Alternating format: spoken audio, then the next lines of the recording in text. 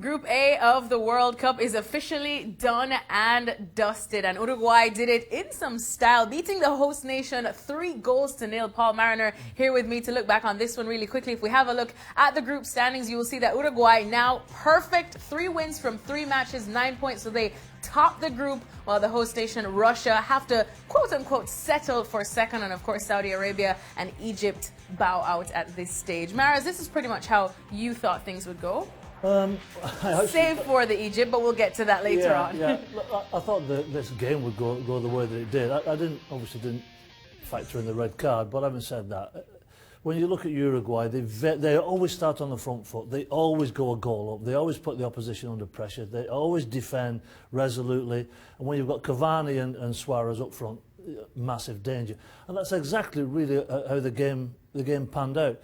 You know, Uruguay haven't conceded a goal yet in this tournament, but they've got that goal threat. They've got goal threat from all different areas: set pieces, open play.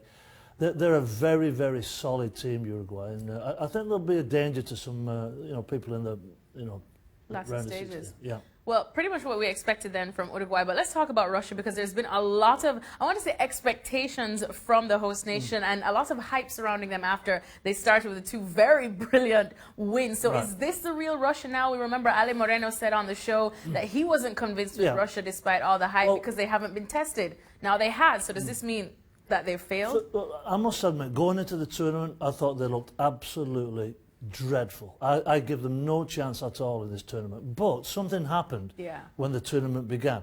Yes, they had a nice start to the tournament against Saudi Arabia, hammering them 5-0.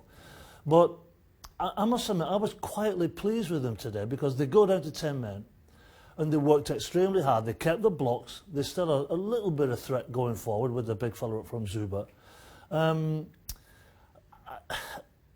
I don't think we have seen the real Russia just yet. We most certainly will see it in the next round.